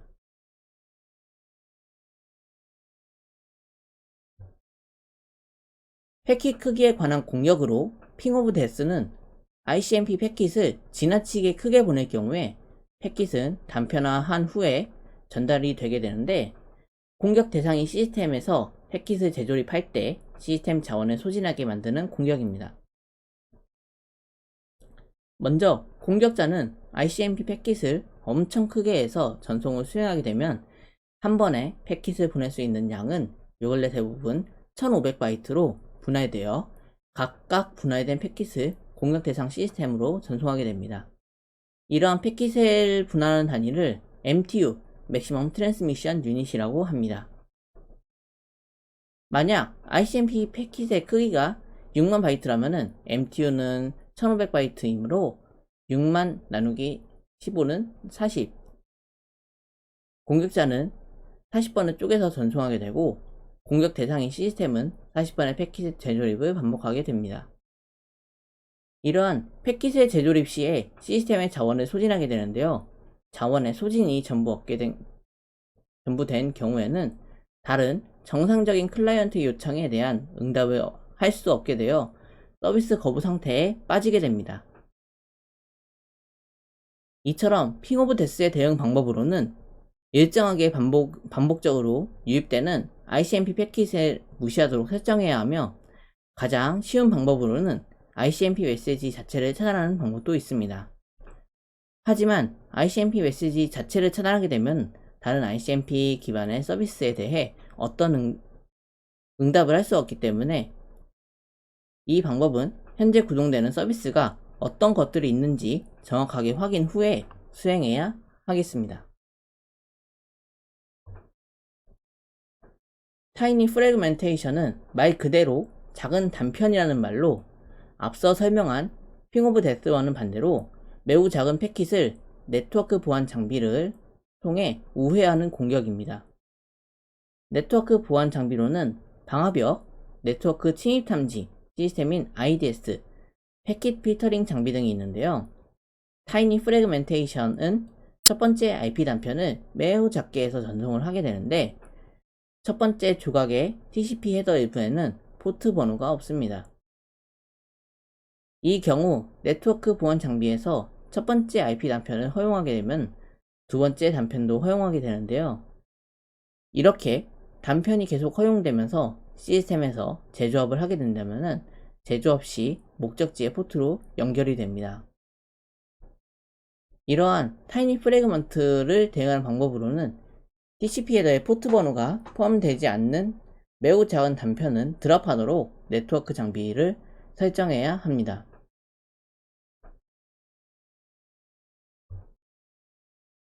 또 다른 패킷 재조합에 관한 공격으로는 테어드랍이 있는데요. 테어드랍은 IP 패킷 단편의 오프셋 정보를 조작해서 공격 대상 시스템에서 패킷을 재조합할 때 패킷 중첩으로 인해서 오류나 부하를 발생하게끔 유도하여 시스템을 마비시키는 공격입니다. IP 패킷을 전송하게 될 경우 운영체제에서 설정한 MTU의 크기를 통해 단편을 생성하게 되는데요. 이때 다음 패킷의 위치인 오프셋 값을 설정하게 됩니다. 이 오프셋 값을 조작하여 첫 번째 단편과 두 번째 단편을 중첩시키게 되면 공격 대상인 시스템은 이러한 중첩된 패킷으로 인해 발생하는 오류를 해결하기 위해 연산하는 등의 부하가 발생하게 되는데요. 이러한 부하 발생 시 자원을 소진하게 되고 결국 시스템이 마비되어 서비스를 거부하는 상태에 빠지게 됩니다. 이러한 테어드랍의 대응 방법으로는 운영체제 보안 패치를 적용하는 방법이 있고, 프래그먼트에 오프셋이 잘못될 경우 폐기하도록 설정하는 방법도 있습니다. 다음으로는 IP 주소에 관련된 도스 공격 기법입니다. 랜드 어택은 출발지와 목적지 IP 주소가 동일한 패킷을 공격 대상인 시스템에 전송해서 대상 시스템이 자기 자신한테 응답을 보내도록 하여 무한 루프에 빠지게 하고 시스템 자원을 모두 소모시키는 공격입니다. 먼저 공격자는 서버의 IP 주소를 알아내어 데이터를 전송할 때 출발지 IP 주소를 서버의 주소로 속이는 일종의 IP 스푸핑을 수행합니다. 이렇게 IP 패킷을 조작한 데이터를 공격 대상 시스템에 전송하게 되면 서버가 응답하는 대상은 자기 자신이 됩니다. 서버가 자기 자신한테 응답한 후에 다시 서버는 자기 자신에게 요청을 하고 응답하는 반복을 계속하게 됩니다. 이렇게 요청, 응답을 자기 자신이 무한 반복하게 되면 결국 시스템은 자원이 전부 소진되어 결국에는 서비스 거부 상태로 빠지게 됩니다. 이를 방지하기 위해서는 출발지와 목적지의 IP 주소가 같은 패킷은 차단해야 합니다.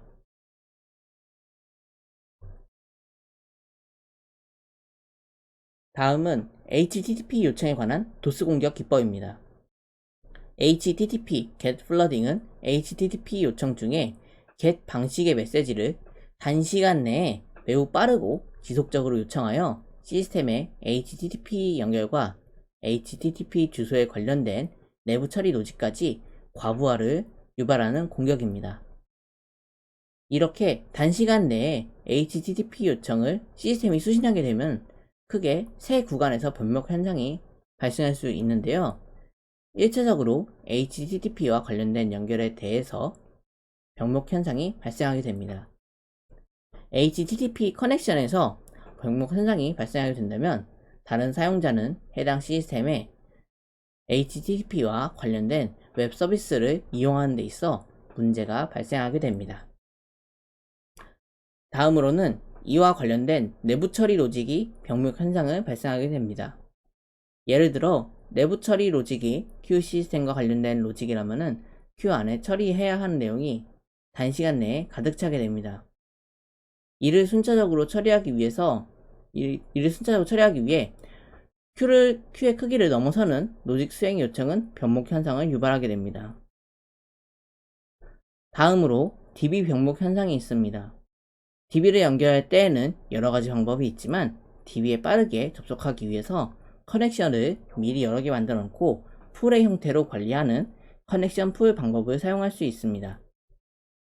하지만 과도한 HTTP GET 요청이 들어오게 되어 DB를 조회하거나 삽입, 수정, 삭제하는 등의 내부 처리 로직이 존재한다면 DB에 반드시 접속할 수밖에 없습니다. 이때 커넥션 풀 내에 있는 커넥션의 개수보다 HTTP GET 요청이 들어온 개수가 월등히 많다면 HTTP 요청을 모두 처리하기 위해서는 긴 시간이 걸릴 수밖에 없습니다. 따라서 이렇게 과도한 HTTP 요청이 시스템에 대해 과부하를 발생시킨다면 HTTP 요청에 대해서 일정 시간 내에 몇 회 이상의 요청을 발생을 시킨다면 요청을 하지 못하도록 일시적으로 차단하는 방법을 고민해 볼 수 있습니다. 이때 HTTP의 응답 코드는 429로 too many request로 출력이 됩니다. 일시적으로 차단하는 시간은 차단되는 횟수에 따라 지수배로 차단 시간을 증가시키는 방법도 고려해 볼 수 있겠습니다. 다음은 HTTP GET 플러딩은 요청수에 관한 내용이었다면 슬로우 HTTP GET 플러딩은 HTTP GET의 리퀘스트 요청 시에 HTTP 헤더의 컨텐츠 크기를 변조해서 HTTP 요청 전송 자체를 매우 느리게 하고 대상 시스템이 이러한 GET 요청 전송이 완료될 때까지 대기하도록 하고 이러한 HTTP 요청을 계속 누적을 시켜서 시스템의 부하를 발생시키는 공격입니다. 먼저 공격자는 HTTP GET 요청을 공격 대상 시스템으로 전송하는데 이때 HTTP 헤더 중 컨텐트 랭스 항목을 변조합니다. 변조를 한 다음에는 컨텐츠를 매우 천천히 전송하면은 공격 대상 시스템은 공격자와 커넥션이 체결된 상태에서 데이터가 모두 전송이 될 때까지 대기하게 됩니다. 이 커넥션은 데이터가 모두 전송이 될 때까지 연결을 유지하므로 커넥션에 대해서 시스템의 자원이 할당이 된 상태입니다. 하지만 공격자가 이러한 HTTP 요청을 누적시킨다면 시스템은 계속 커넥션을 생성을 시킬 수밖에 없습니다. 이러한 현상이 계속해서 반복이 된다면 시스템은 커넥션을 생성하는데 부하가 발생하게 되고 서비스 거부 상태로 최종적으로 빠지게 됩니다. 이러한 슬로우 HTTP GET 플러딩 공격을 방지하는 방법으로는 이러한 HTTP의 요청 시간에 대해서 타임아웃을 설정하여 시스템이 커넥션을 유지하여 데이터를 무한정 대기하지 않도록 해야 합니다. 다음은 슬로우 HTTP 헤더 도스, 다른 말로는 슬로우 로리스라고 하는 공격 기법입니다.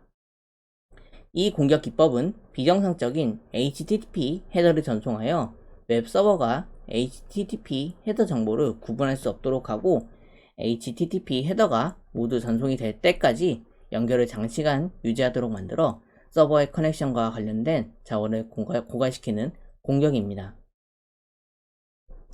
앞서 설명드린 슬로우 HTTP GET 플러딩과의 차이점은 슬로우 HTTP GET 플러딩은 데이터를 아주 천천히 보는 데 있다면은 슬로우 로리스는 HTTP 헤더 자체를 불안전하게 만들어 웹 서버가 HTTP 헤더가 아직 다 보내지지 않았다고 착각하게 만들어 HTTP 헤더가 전부 전송이 될 때까지 대기하여 HTTP의 커넥션을 장시간 유지합니다. 이렇게 HTTP 커넥션이 장시간 유지가 되면 커넥션을 만드는데 서버의 커넥션과 관련된 자원이 모두 고갈될 수 있으며, 모두 고갈이 된다면 웹 서버와 연결할 수 없게 되므로 서비스 거부 상태에 빠지게 됩니다.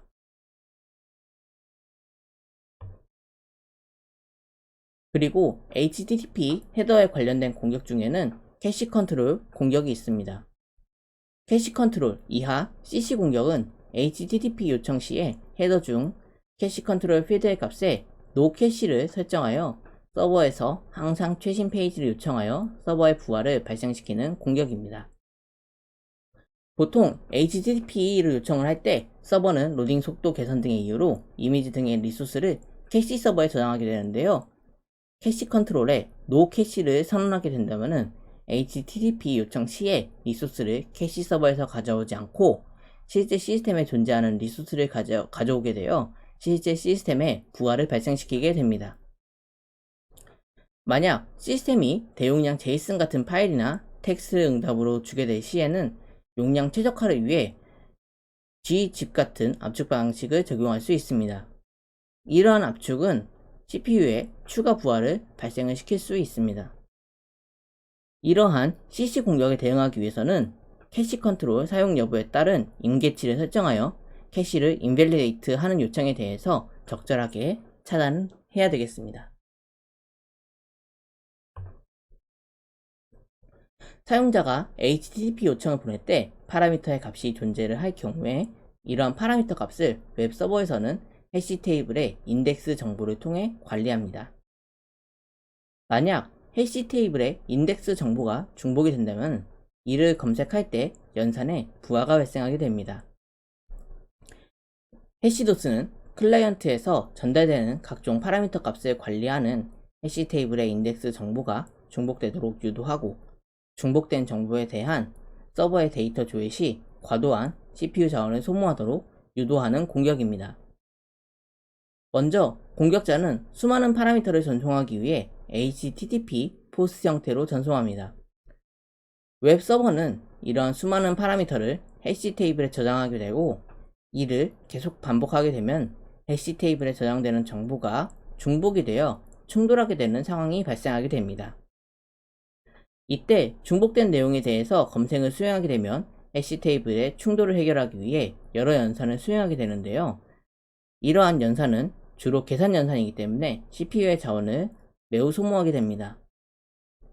다른 서비스에 CPU의 자원이 투입되어야 하는데 해시 테이블의 중복을 해결하기 위해서 불필요하게 CPU 자원이 소모되고 HTTP에 대한 응답 시간이 증가하게 됩니다.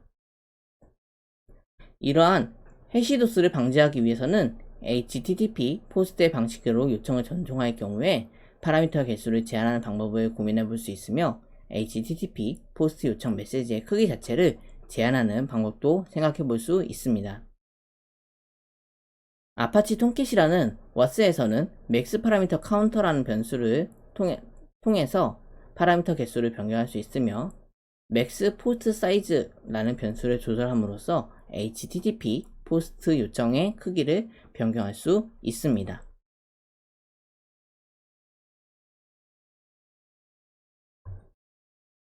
헐크도스는 공격 대상의 URL에서 쿼리 스트링, 즉 파라미터를 지속적으로 변경해서 웹 서버나 시스템의 인계치 정책을 우회하여 접속함으로써 시스템의 자원을 소진시키는 공격입니다. 헐크도스에서 자동화가 이루어지는 부분은 쿼리 스트링의 랜덤화 그리고 URL 호출입니다. HTTP 개수로 요청을 할 때 파라미터의 이름과 값을 쌍으로 하는 쿼리 스트링 형식으로 전송을 하게 되는데, 이때 URL 주소 뒤에 물음표로 시작을 하는 것이 쿼리 스트링입니다. 이러한 쿼리 스트링을 웹 브라우저를 통해서 한 번에 서버로 보낼 때 쿼리 스트링이 포함된 URL 호출은 임계치 우회가 가능한 특성을 악용합니다.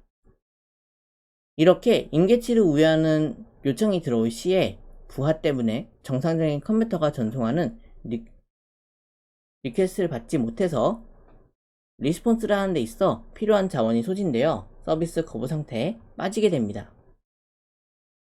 이러한 헐크도스의 대응 방안으로는 HTTP 리퀘스트에 대한 임계치가 아니라 커넥션에 대한 임계치를 설정하고 응답 코드인 302 리다이렉트 처리를 통해 자동화된 툴을 사용한 공격을 차단하는 방법이 있습니다.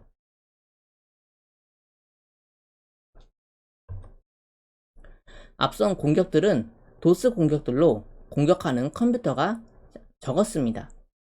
하지만 이러한 도스 공격이 대규모 분산 형태를 띠게 된다면 분산된 도스 공격, 즉 디도스 공격으로 발전하게 됩니다.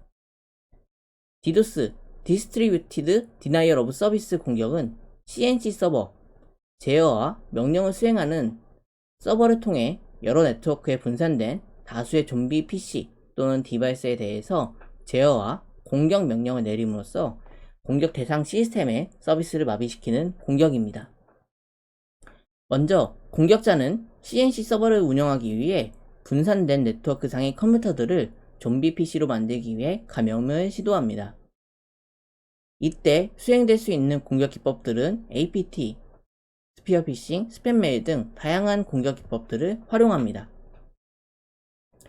이러한 공격들이 성공하게 되어서 다른 분산된 네트워크 상의 컴퓨터들을 감염시키고 좀비 PC로 만들게 되면 공격자는 CNC 서버를 통해서 일정한 동작을 수행하도록 제어하고 공격 대상인 시스템 또는 서버를 공격하기 위해 트래픽을 발생시킵니다. 이때 트래픽을 발생시키는 방법은 앞서 설명드린 도스 공격 기법을 포함합니다. 여러 네트워크에서 동시다발적으로 컴퓨터가 공격 대상 시스템에 대하여 트래픽을 발생시키게 되면 공격 대상은 트래픽을 감당하지 못하고 서비스 거부 상태에 빠지게 됩니다. 이러한 디도스 공격에 대해 대응하는 방법으로는 TCP 신 플러딩을 유발할 수 있는 TCP 신 패킷에 대해서 첫 번째 신 패킷을 드롭하도록 설정하거나 임시 방편인 백로그 큐에 대한 크기를 증가시키거나 충분히 TCP 신 플래그를 수신할 수 있도록 신 임계치를 설정하는 등의 다양한 방법으로 대응을 할 수 있습니다. 방금 전과 같은 디도스 공격은 다른 컴퓨터를 감염시켜야 하는 번거로움이 있습니다. DRDoS, Distributed Reflection Denial of Service는 출발지 IP 주소를 공격 대상 IP 주소로 위조를 해서 다수의 반사 서버로 리퀘스트를 전송하면 반사 서버는 공격 대상으로 응답을 하고 공격 대상은 이러한 과도한 응답을 받아 서비스 거부 상태가 되는 공격을 말합니다. 먼저 공격자는 CNC 서버를 동일하게 운용하지만 IP 주소를 공격 대상의 IP 주소로 변조하여 반사 서버로 트래픽을 전송합니다. 트래픽을 받은 반사 서버의 정상적인 PC들은 트래픽에 대해서 응답을 하게 되는데요. 원래라면 CNC 서버로 응답을 해야 하지만 응답할 주소가 공격 대상인 시스템의 IP 주소로 변경이 되었기 때문에 대상 시스템으로 응답을 하게 됩니다. 즉, 공격 대상으로 트래픽이 전송이 되는 것입니다. 그 결과 대상 시스템은 서비스 거부 상태에 빠지게 됩니다. 이러한 DRDoS는 반사 서버가 정상적인 PC이므로 탐지가 매우 어렵기 때문에 최대한 인그레스, 이그레스 트래픽을 필터링하는 방법이 있으며 시스템으로 유입되는 패킷의 출발지 IP 주소가 위조 또는 변조되었는지 여부를 점검하는 유니캐스트 IPF, 리버스 패스 포워딩을 통해 네트워크 인터페이스를 통해 들어오는 패킷의 출발지 IP에 대해서 라우팅 테이블을 확인하여 유입된 인터페이스로 다시 나가는지 확인하는 방법이 있습니다.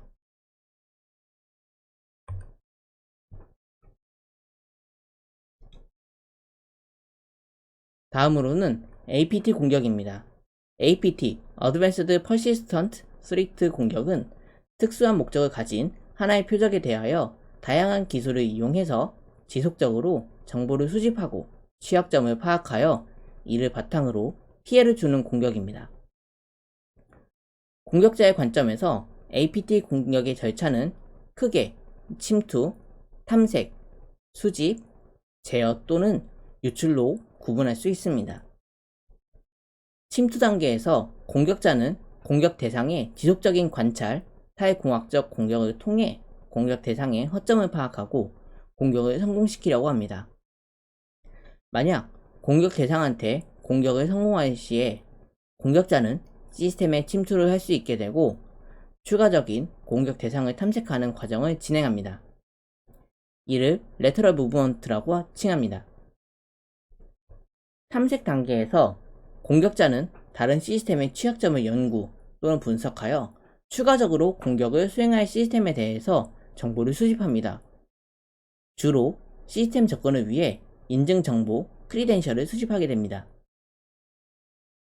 수집 단계에서는 앞선 탐색 단계에서 수집한 크리덴셜 같은 정보를 통해 시스템에 접근하고 공격자가 침입한 사실을 은닉하고 루트 권한 상승을 수행하는 등 언제든지 정보 유출을 수행하기 위한 준비를 수행합니다. 마지막으로 제어, 유출 단계에서는 이전 단계에서 루트 권한을 획득한 후에 데이터베이스 등에 접근해서 정보 유출을 지속적으로 수행합니다. 이러한 APT 공격 대응 방법을 대응자 관점에서 보면은 탐지 단계에서는 구체적인 보안 위협을 탐지하고 실제 위협이 발생했을 때 위협을 방어합니다. 방어를 할 때 방어로만 끝내지 않고 공격 유형을 분석하여 향후 동일하거나 비슷한 위협이 발생했을 때 효과적으로 방어를 할 수 있도록 조치를 취합니다. 분석 단계에서는 실제 컴퓨터 호스트 운영 체제에서 실행시키지 않고 샌드박스 환경, 즉 가상화로 격리된 환경에서 분석을 수행합니다. 이렇게 샌드박스 환경에서 수행을 하는 이유는 정적 분석 또는 동적 분석을 수행하게 되는데, 동적 분석을 수행하게 되면 프로그램을 실행해서 분석하게 되므로 호스트 운영 체제에 영향을 줄 수 있습니다. 따라서 호스트 운영 체제에 영향을 주지 않으면서 안전하게 분석을 수행하기 위해 격리된 샌드박스 환경에서 분석을 수행합니다.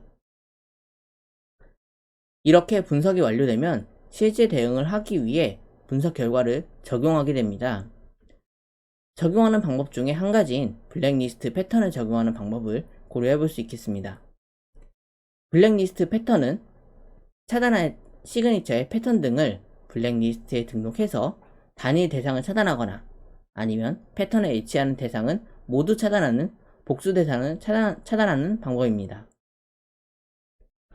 만약 APT 공격 시에 침투 단계에서 에이전트 프로그램을 탐지를 했다면 화이트리스트 방식을 적용해서 변조된 파일이거나 새로운 파일이 실행될 경우에는 실행을 차단하는 방법을 적용해 볼 수 있을 것입니다.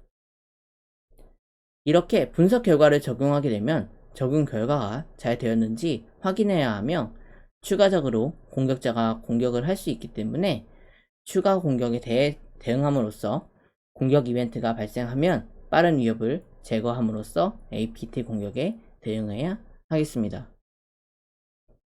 이렇듯 APT 공격은 한번 침투하면 전체 시스템에 영향을 줄 수 있으며 정보 유출 등으로 인한 피해 규모가 커질 수 있기 때문에 전 방위적인 보안 체계의 수립이 필요하겠습니다.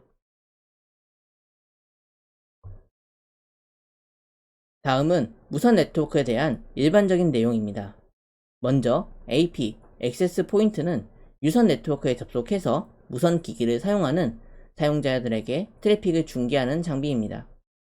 흔히 건물 옥상에 있는 이동통신 기지국을 생각하시면 좋을 것 같습니다. 다음으로 WNIC, 와이어리스 네트워크 인터페이스 카드, 쉬운 말로 무선 랜카드는 사용자 단말기에서 이런 AP로 접속하기 위한 네트워크 인터페이스 장비입니다.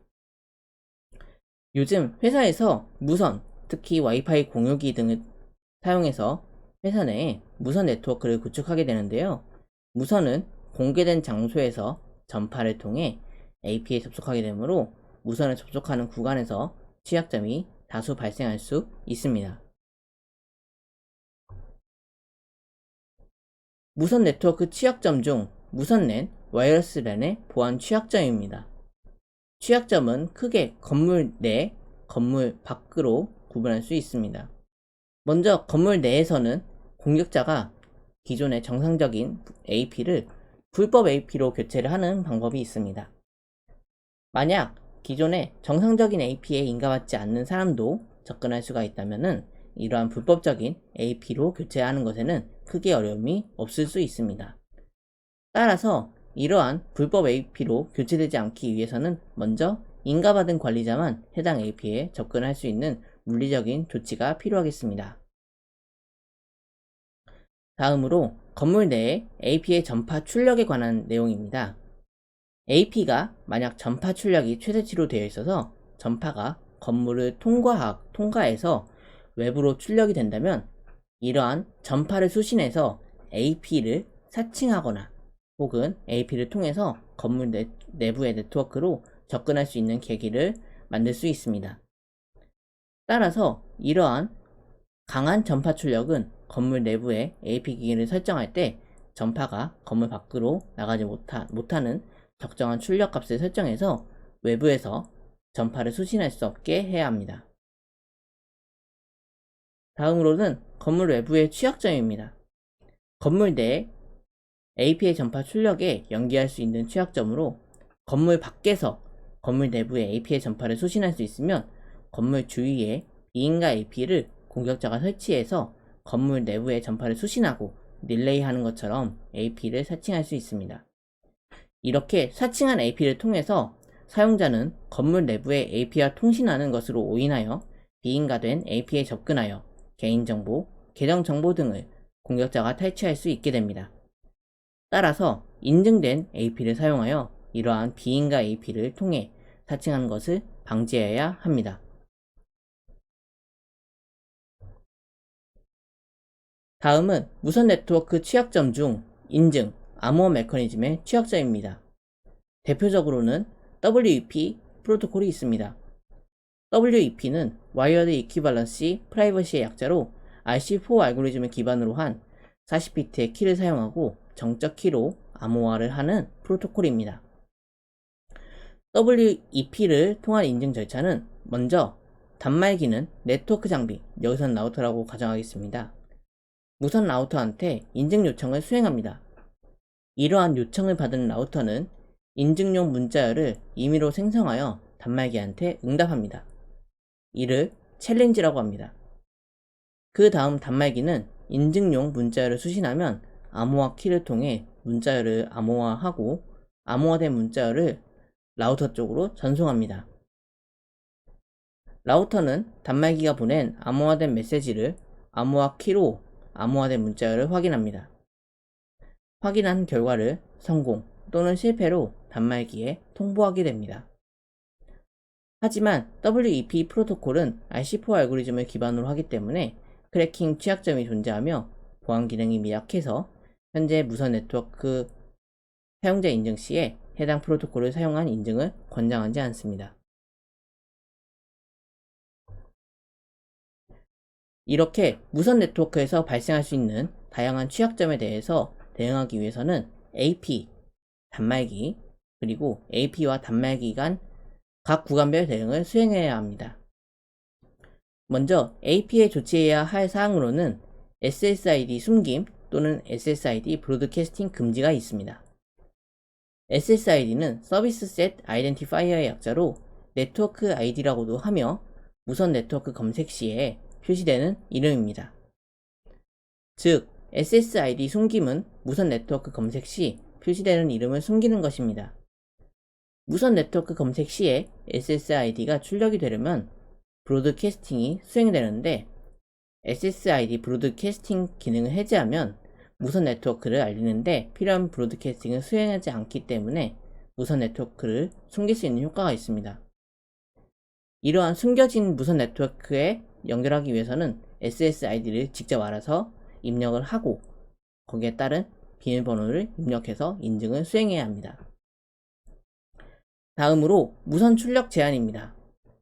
AP가 출력을 제한 없이 사용하면 네트워크 제공 범위의 밖에서 비인가 사용자가 무단으로 AP를 접근할 가능성이 발생할 수 있으므로 적절한 네트워크 범위 안에서 서비스를 할 수 있도록 무선 출력을 제한해야 합니다. 그리고 이러한 AP 장치가 무단으로 교체되지 않도록 물리적인 접근을 차단해야 합니다. 인증에 관련해서는 단말기의 추가 인증으로 맥 주소의 인증과 EAP 인증을 통해 해당 무선 네트워크를 사용하는 사용자가 정당한 권한을 가진 사용자인지 추가 식별이 필요하겠습니다. 다음으로 단말기에서 조치를 해야 하는 사항으로 단말기 관리 강화가 있습니다. 주기적으로 백신 프로그램을 업데이트하고 검사하여 악성 코드가 단말기에 존재하는지 확인하고 제거하는 작업 등을 주기적으로 수행해야 합니다. 마지막으로 AP와 단말기 구간에서 조치를 해야 하는 사항으로는 AP의 인증 메커니즘을 개선해야 하겠습니다. 앞서 말씀드린 WP 같은 인증 메커니즘이 아닌 WPA2 같은 강도가 높은 인증 메커니즘을 도입해서 사용하거나 암호화 키 길이를 증가시켜서 공격자가 암호화 키를 쉽게 유추할 수 없게 해야 되겠습니다. 다음은 네트워크 보안 장비입니다. 방화벽은 외부로부터 불법적인 침입을 방지하고 내부 시스템을 보호하기 위한 소프트웨어 또는 하드웨어입니다. 제가 소프트웨어 또는 하드웨어라고 한 이유는 방화벽은 프로그램 형태로도 존재하고 실제 하드웨어 장비로도 존재하기 때문입니다. 이러한 방화벽의 역할은 인바운드 그리고 아웃바운드의 정책 설정, 트래픽에 대한 통과, 폐기 등의 역할이 있습니다. 아래 그림처럼 방화벽의 역할을 보면 먼저 공격자는 내부 시스템으로 진입을 시도합니다. 진입을 시도할 때 방화벽이 해당 공격자의 트래픽, 패킷이 인바운드 정책에 등록이 되어 있는지 정책 DB에 질의를 함으로써 등록 여부를 확인합니다. 정책 DB에 해당 트래픽에 관한 인바운드 정책이 등록이 되어 있다면 트래픽을 통과시키고 내부 시스템에 접근할 수 있게 합니다. 만약 정책에 등록이 되어 있지 않아 미확인되거나 리젝트의 확인 시 패킷을 드롭 또는 리젝트를 시킵니다. 이외에도 방화벽은 패킷에 대한 필터링, 주소 변환, 프록시, 로깅 등의 기능을 추가적으로 수행할 수 있습니다. 다음은 웹 방화벽입니다. 웹 방화벽은 일반적인 방화벽이 아닌 웹 어플리케이션에 특화된 방화벽을 의미합니다. 이전에 말씀드린 방화벽에서와 같이 방화벽의 기능은 동일하나 웹 방화벽은 웹 취약점 공격에 대응하는 것에 특화되어 버퍼 오버플로우, 크로스 사이트 스크립팅 등을 유발하는 트래픽에 대하여 패킷의 드롭 또는 리젝트를 수행합니다. 이 시스템의 구조상의 그림으로 볼 때 공격자가 내부 시스템에 침입하려면 이중으로 구성된 방화벽을 뚫거나 우회해야 합니다. 웹 방화벽의 주요 특징으로는 URL 단위 탐지의 기능을 수행하여 서비스를 제공할 URL을 포지티브 정책으로 설정하게 된다면 등록된 URL을 제외한 나머지 URL을 사용자가 요청을 할 경우에 이를 탐지하여 요청 거부 메시지를 보내게 됩니다. 다음은 패킷 검사 방식입니다. SPI, Stateful Packet Inspection은 패킷의 헤더 정보를 조사하고 이들 정보가 블랙리스트에 존재하면 패킷을 전달하지 않는 방식입니다. 패킷을 검사하는 로직은 크게 세 가지로 구분할 수 있습니다. 먼저 TCP 연결 패킷인지 여부를 확인합니다. 이때 연결 패킷인지 확인하기 위해서 TCP 연결 테이블에서 연결 정보를 제공받습니다. 그 다음으로 TCP 연결 패킷이 맞다면 데이터를 검사하는데 공격 패턴 여부를 확인합니다. 공격 패턴이 아닐 경우에는 패킷을 허용하고 TCP 연결 정보를 갱신합니다. 하지만 공격 패턴이라면 드롭 또는 리젝트 합니다. 만약 연결 패킷 확인 과정에서 TCP 연결 패킷이 아니라면 규칙을 비교하고 허용된 규칙일 경우 패턴 검사 단계로 넘어가며 만약 허용되지 않는 규칙일 경우에는 패킷을 드롭 또는 리젝트 합니다. 이러한 SPI 방식은 다음 설명드릴 DPI, Deep Packet Inspection 방식에 비해 대용량 트래픽을 빠르게 처리하는 특징을 가지고 있습니다. 앞서 설명드린 SPI와 다르게 DPI, Deep Packet Inspection 방식은 이제 네트워크 전체 계층과 패킷 내용까지 검사하는 방식입니다. DPI 방식은 먼저 패킷이 유입되면 패킷을 스캔하여 패킷 내용을 분석합니다. 이러한 컨텐츠 분석은 분석기를 통해 수행되며 검사의 기준이 되는 규칙을 제공함으로써 규칙 기반으로 분석을 수행합니다. 분석기의 결과를 통해 규칙에 따른 행동을 수행하며 그 결과 패킷이 다시 재조입되어 출력되고 전달됩니다. 모든 계층의 패킷을 분해하고 검사하고 재조립함으로 인해서 SPI 방식과 비교했을 때 성능은 다소 떨어지나 패킷 내용까지 검사함으로 인해서 패킷 속에 숨어있는 내용을 검출할 수 있다는 장점이 있습니다. 다음으로 NAT, 네트워크 어드레스 트랜슬레이션은 네트워크 주소를 변환하는 것으로 하나의 공인 IP 주소를 내부에서 사용하는 단일 또는 다수의 사설 IP 주소로 매핑하는 네트워크 기술입니다. 아래 그림에서 외부 호스트의 컴퓨터 1번은 내부 호스트의 컴퓨터 1번과 통신을 수행하기 위해서 192.168.0.10 주소로 통신을 수행하게 되면 NAT 안의 테이블에서 210.90.105.1과 매핑이 되는 내부 사설 IP 주소로 매핑하여 내부 호스트에 존재하는 컴퓨터 1번과 통신을 수행하게 됩니다. 반대로 내부 호스트의 컴퓨터 1번은 외부 호스트의 컴퓨터 1번과 통신을 수행하기 위해서는 210.90.105.1 주소로 통신을 수행하게 되면 NAT 내 테이블에서 192.168.0.10과 210.90.105.1 주소가 매핑이 되는 외부 IP로 매핑이 해서 외부 호스트에 존재하는 컴퓨터 1번과 통신을 수행하게 됩니다. NAT의 종류로는 여러 개의 내부 IP 주소와 외부 IP 주소를 동적으로 매핑시키는 다이내믹 NAT가 있고 하나의 내부 IP 주소와 외부 IP 주소를 매핑하는 스테이틱 NAT가 있으며 하나의 공인 IP를 다수의 사설 IP가 포트 번호로 구분하여 주소를 매핑하는 PAT, 포트 어드레스 트랜슬레이션이 있습니다. 그리고 이러한 NAT의 주요 기능으로는 공인 IP를 갖지 못한 단말기들에게 한 대의 서버를 통해 인터넷으로 연결을 제공할 수 있는 네트워킹 기능인 IP 마스커레이딩이 있으며 내부 네트워크에 대하여 게이트웨이 역할을 하는 서버의 특정 포트로 네트워크 연결이 들어오면 해당 연결을 내부 네트워크의 특정 포트로 포워딩 시켜주는 포트 포워딩이 있고 하나의 인터넷 서비스에서 발생하는 트래픽이 많을 때 여러 대의 서버가 분산 처리하여 서버의 부하를 해결하는 노드 밸런싱이 있습니다.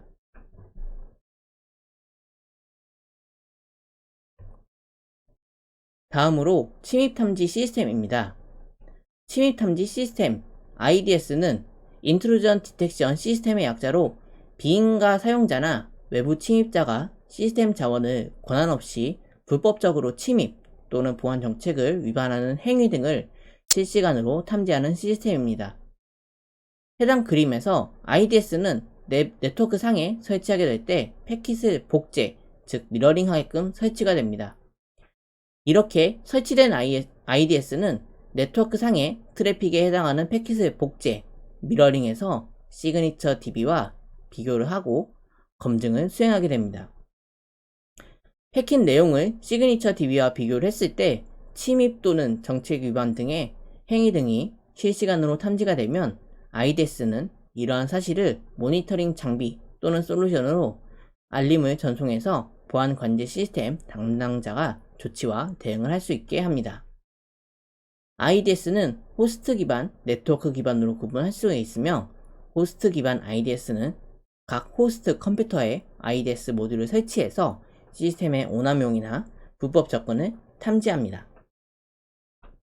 그리고 네트워크 기반 IDS는 네트워크의 경계 지점, 외부 네트워크와 내부 네트워크의 경계 지점에서 동작하여 네트워크의 접속, 트래픽 분석을 통해 공격 시도와 불법 접근에 대해서 탐지를 수행합니다.